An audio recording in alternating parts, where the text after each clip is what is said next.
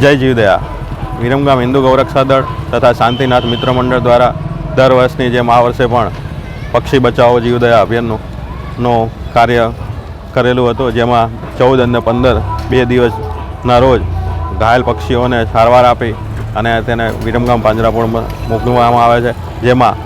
15 કબૂતર છે, એક સમળી છે, એક 2 ટીટોળી, એક ચકલી અને એક જળકુકડી એમ કરીને પક્ષીઓને અમે સારવાર આપી છે અને તેને